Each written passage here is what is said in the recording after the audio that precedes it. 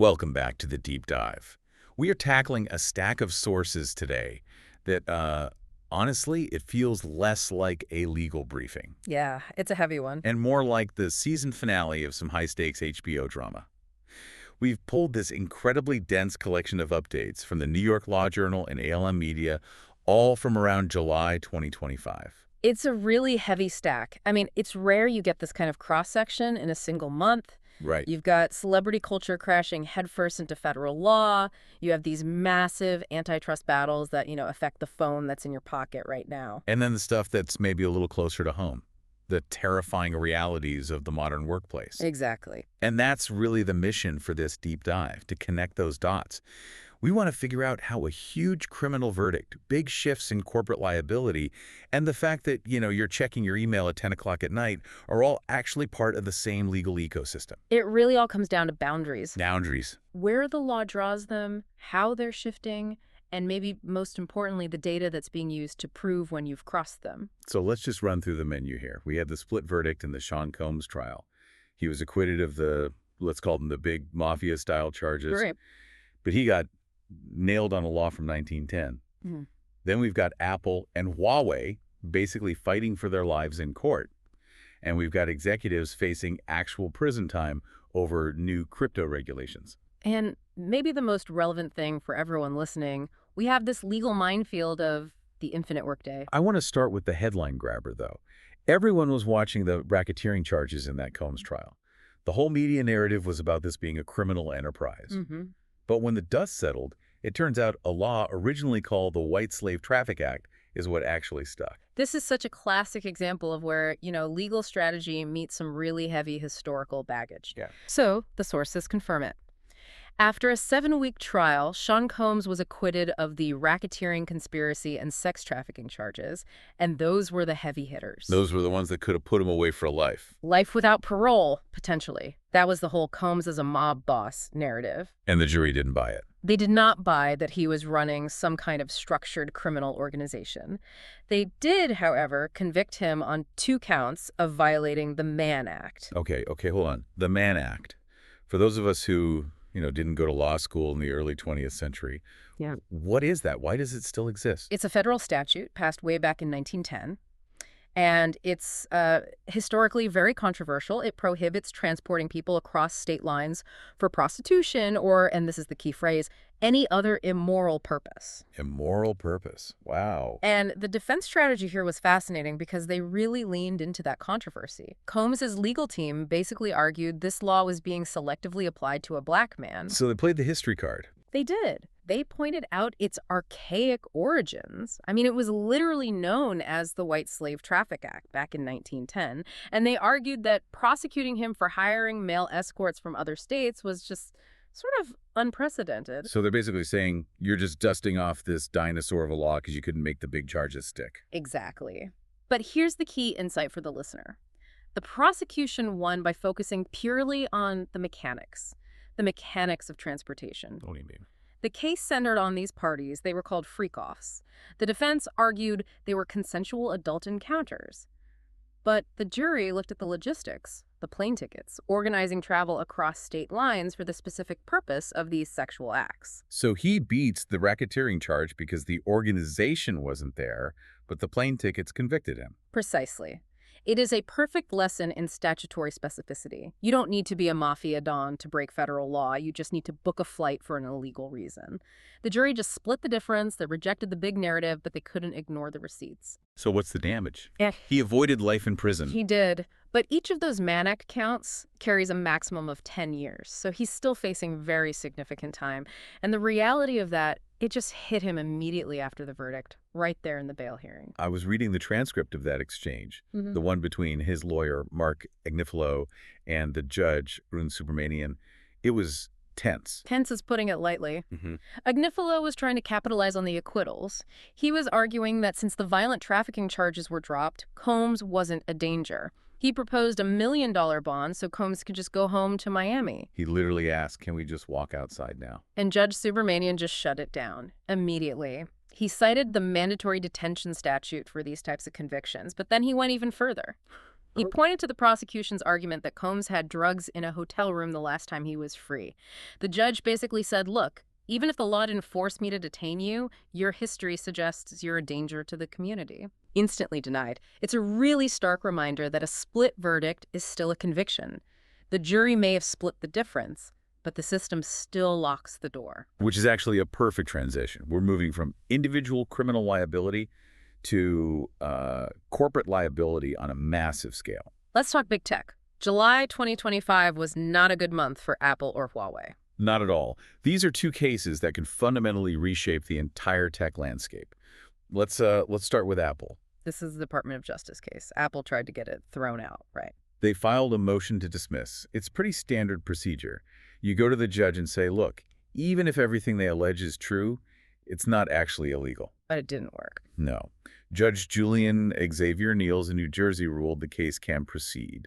And the language he used in the ruling is very specific about how Apple competes. The DOJ is alleging they aren't just making a good product. They're creating, and I'm quoting here, technological barricades. That's right. You can think of it as the moat theory. The allegation is that Apple actively undermines things like super apps, cloud streaming games, digital wallets, smartwatches, basically anything that isn't theirs. Super apps. So we're talking about things like WeChat in China, where you can do everything inside one app. Exactly. Apps that make the operating system itself kind of irrelevant.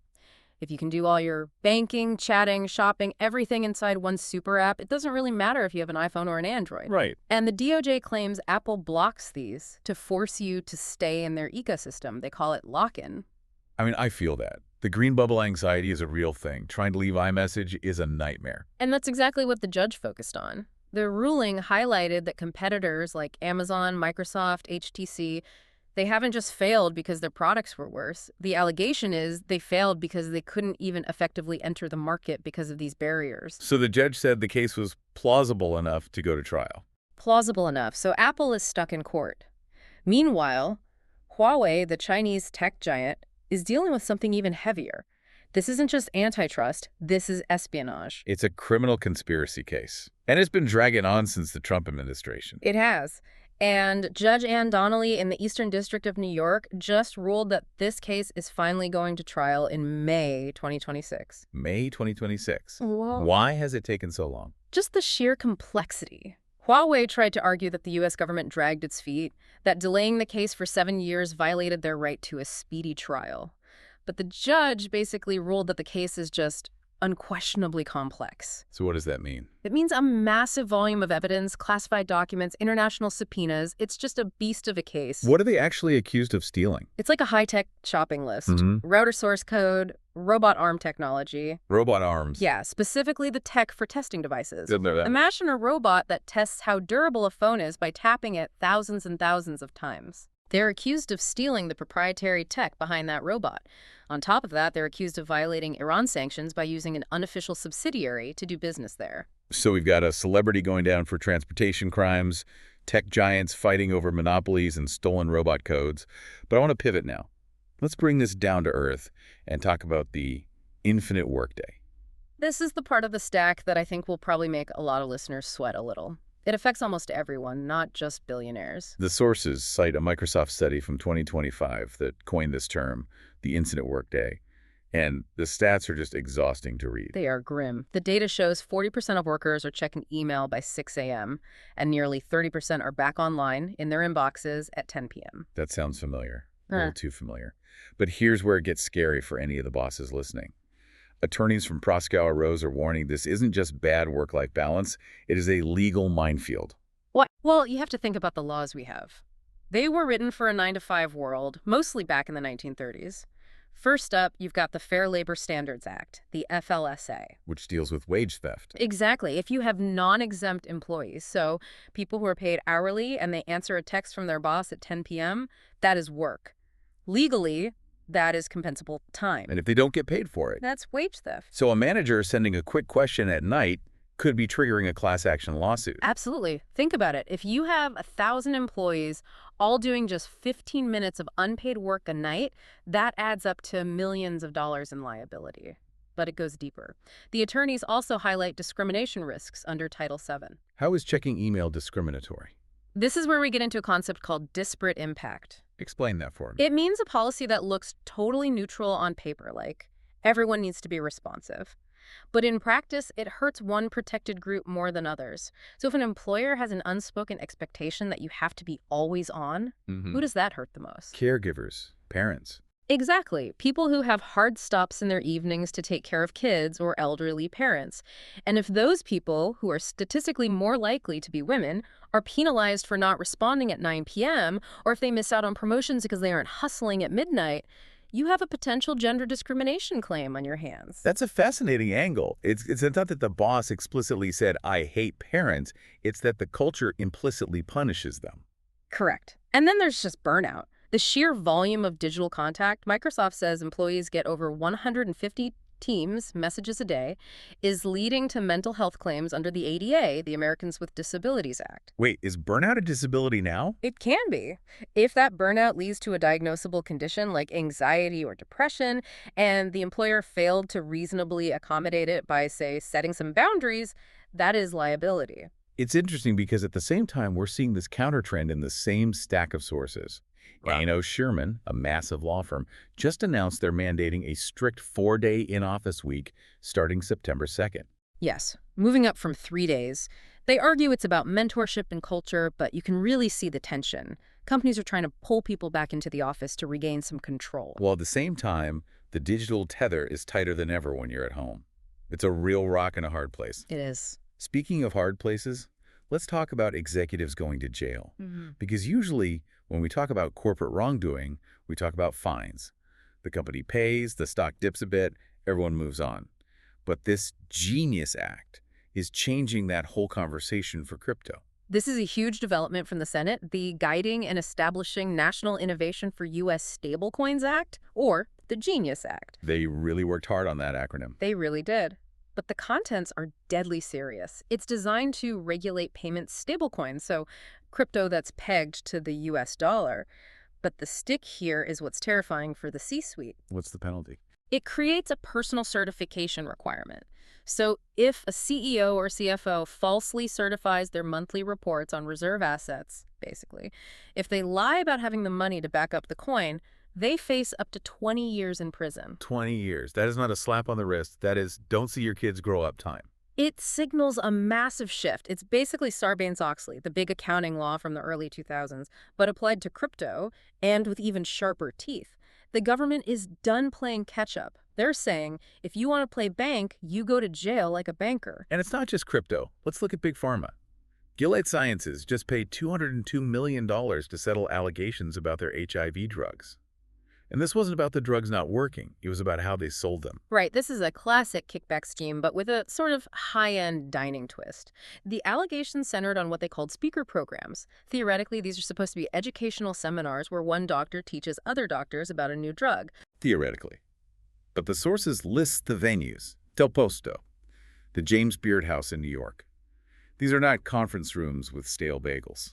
Not even close. These are $200 steaks. But here's the key, and it comes back to our theme of data. The government didn't just find some whistleblower who said this is bribery.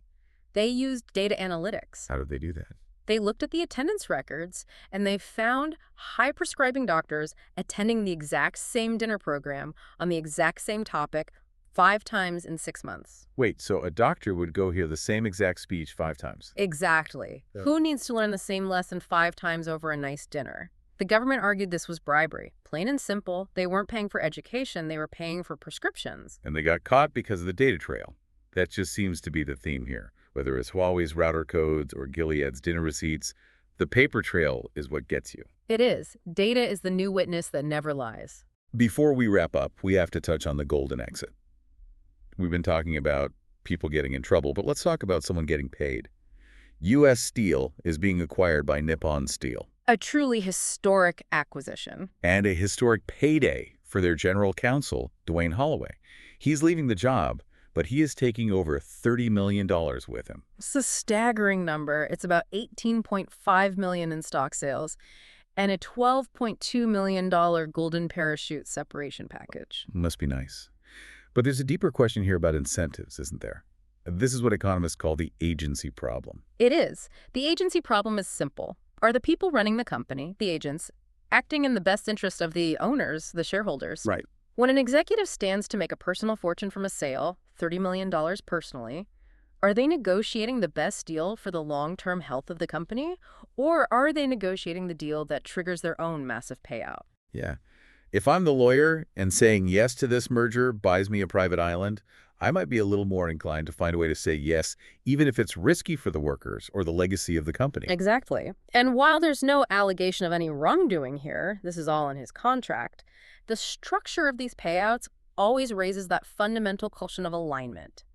It helps explain why we see so much M&A activity even when the market is shaky.